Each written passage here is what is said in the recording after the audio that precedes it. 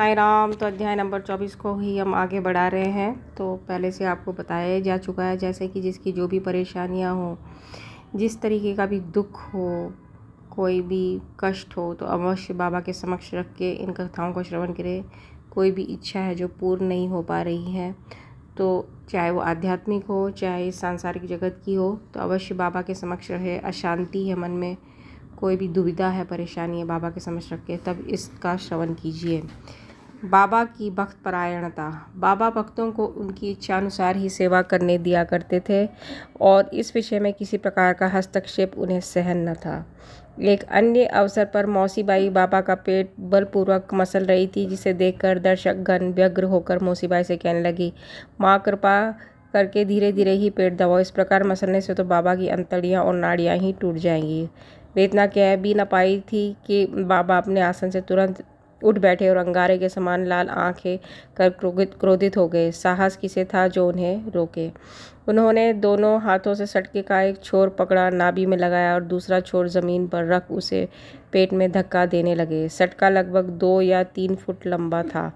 अब ऐसा प्रतीत होने लगा कि वह पेट में छिद्र कर प्रवेश कर जाएगा। लोग भयभीत हो उठे कि अब पेट फटने ही वाला है। बाबा अपने स्थान पर दृढ़ हो उसको अत्यंत समीप होते जा रहे थे और प्रतिक्षण पेट फटने की आशंका हो रही थी। सभी कर्तव्य विमूढ़ हो रहे थे। वे आश्चर्यचकित और भयभीत हो ऐसे खड़े थे मानो गूंगे का समुदाय हो।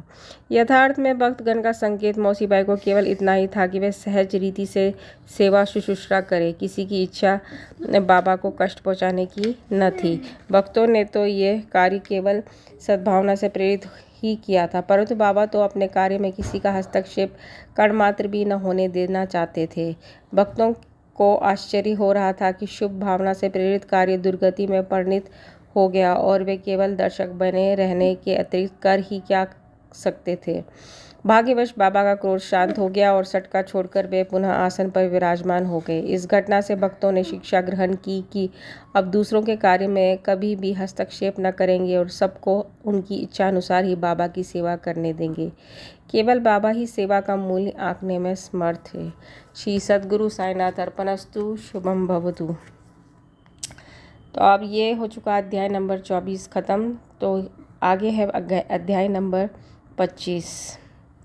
जो अकारण ही सभी पर दया करते हैं तथा समस्त प्राणियों के जीवन व आश्रयदाता है, जो परम ब्रह्म के पूर्ण अवतार है, ऐसे अहेतुक दया सिंधु और महान योगीराज के चरणों में साष्टांग प्रणाम कर अब हम ये अध्याय आरंभ करते हैं।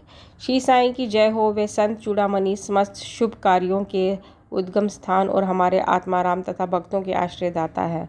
हम उन साईनाथ की चरण वंदना करते हैं जिन्होंने अपने जीवन का अंतिम ध्येय प्राप्त कर लिया है। श्री साईं बाबा अनिर्वचनीय प्रेम स्वरूप है। हमें तो केवल उनके चरण कमलों में दृढ़ भक्ति ही रखनी चाहिए। जब भक्त का विश्वास दृढ़ और भक्ति परिपक्व हो जाती है तो उसका मनोरथ भी शीघ्र ही सफल हो जाता है। जब हेमांत पंत को साईं सच्चरित्र तथा साईं लीलाओं के रचने की तीव्र उत्कंठा हुई तो बाबा ने तुरंत ही वह पूर्ण कर दी। जब उन्हें स्मृति पत्र इत्यादि रखने की आज्ञा हुई तो हेमांत पंत में स्फूर्ति, बुद्धिमत्ता, शक्ति तथा कार्य करने की क्षमता स्वयं ही आ गई। वे कहते हैं कि मैं इस कार्य के सर्वथा अयोग्य होते हुए भी श्री साईं के शुभाशीर्वाद से इस कठिन कार्य को पूर्ण करने में समर्थ हो सका। फलस्वरूप ये ग्रंथ श्री साईं सच्चरित्र आप लोगों को उपलब्ध हो सका, जो एक निर्मल स्रोत या चंद्रकांत मणि के ही सदृश है, जिसमें से सदैव साईं लीला रूपी अमृत झरा करता है, ताकि पाठकगण भी जी भरकर उसका पान करें। चैनल को सब्सक्राइब